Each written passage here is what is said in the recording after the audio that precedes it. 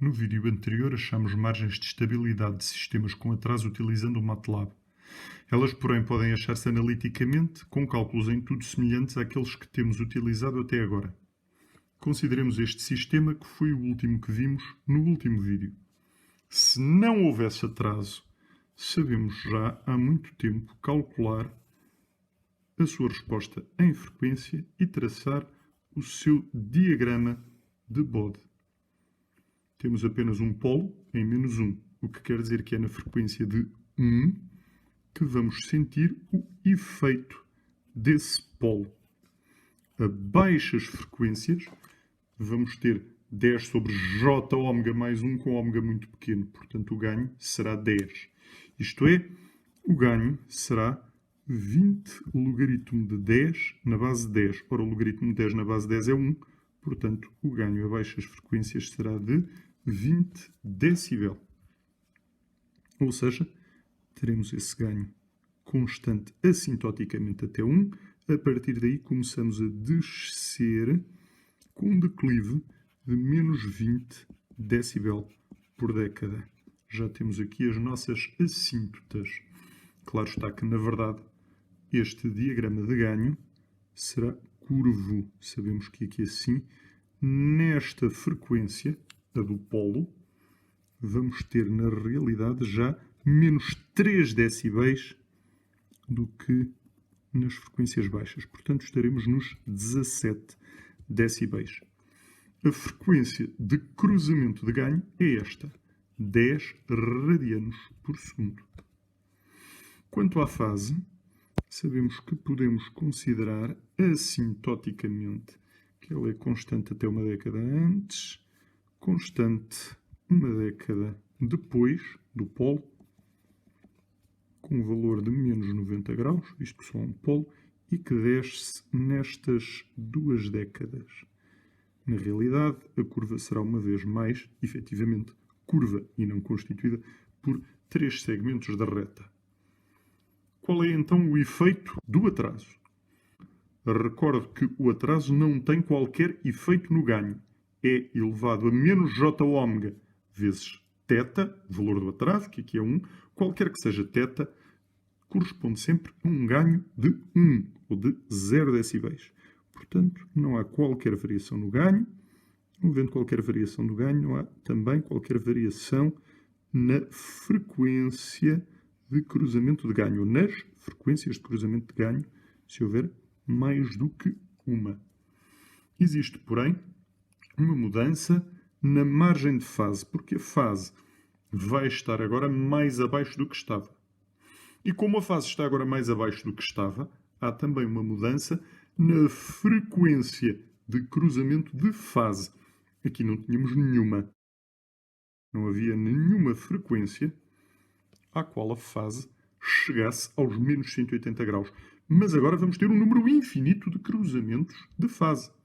A fase com o atraso irá para menos infinito, portanto cruzará os menos 180 graus, depois desce mais 360 graus, tornamos a ter oposição de fase entre a entrada e a saída, depois desce mais 360 graus e mais 360 graus e mais 360 graus. Se tivéssemos aqui um cruzamento de fase, como agora a fase desce, passaria esse cruzamento de fase a ocorrer a frequências mais baixas, às quais previsivelmente o ganho seria mais alto. Portanto, a margem de ganho também pioraria. Neste caso, piora obviamente, visto que a margem de ganho é infinita e vai passar a ser finita com o atraso.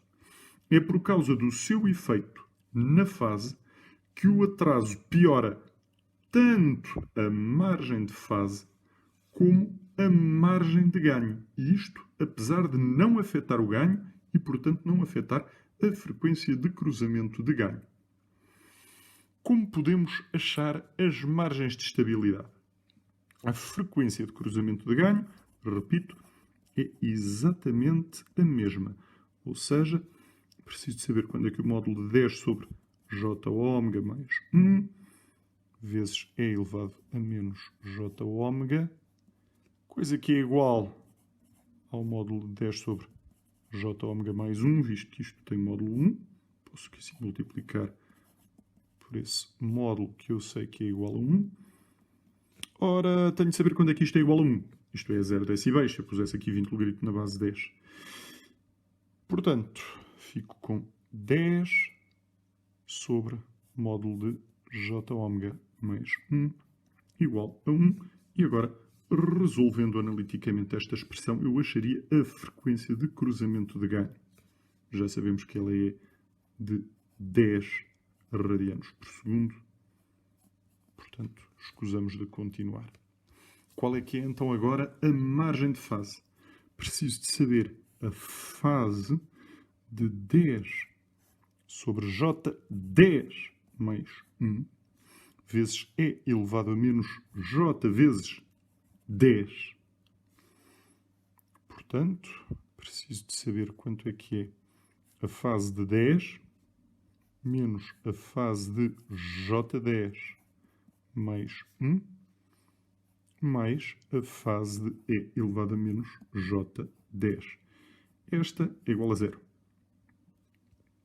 Esta é igual ao arco cuja tangente é 10 sobre 1, que é 10. E esta é menos 10. Portanto, vou ter menos o arco cuja tangente é 10, menos 10. Isto vai dar menos 84 graus. Arco tangente de 10 é 84 graus. Fica aqui assim com menos 84 graus. E agora, atenção, isto é um valor em radianos. Portanto, tenho que subtrair aqui assim menos 10 vezes, ora, 2π radianos são 360 graus. O resultado, portanto, vai ser igual a menos 657 graus, bem abaixo dos menos 180. Ou seja, aqui assim eu já vou estar em menos 600 e tal. Bem, esta curva nem sequer se consegue traçar com esta escala. Sei que esta descida será muito, muito abrupta. Então, e a que frequência é que eu cruzo aqui assim os menos 180 graus?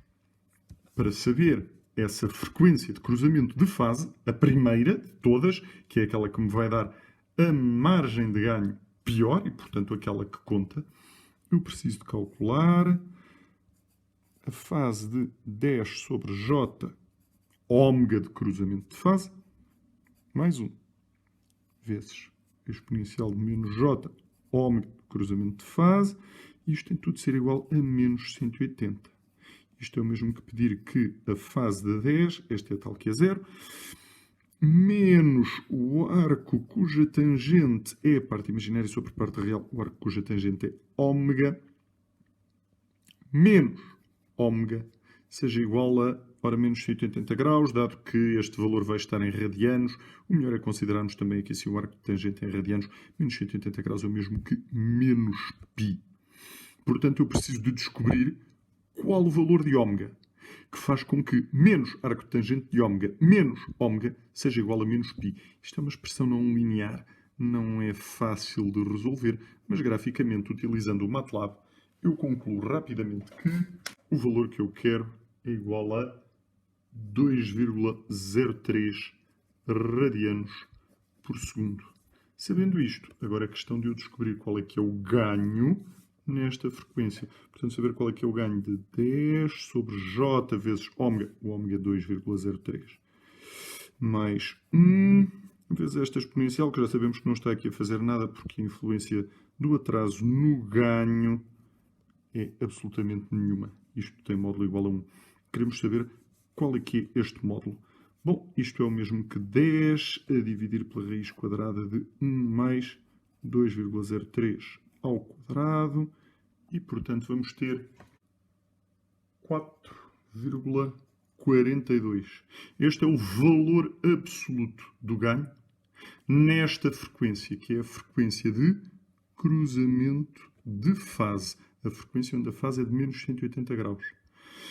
Este valor é maior do que 1. Logo, a margem de ganho vai claramente ser negativa, visto que a margem de ganho é quão abaixo dos 0 decibel eu estou. Isto é, quão abaixo eu estou de um ganho que corresponde a 1 em valor absoluto. Se o meu ganho é 4,42, eu estou acima. É questão de calcularmos 20 logaritmo na base 10 de 4,42. Descobrimos que isto vai dar 12,9 decibel e, portanto, a minha margem de ganho vai ser igual a menos 12,9 decibel. Atenção, o MATLAB às vezes engana-se.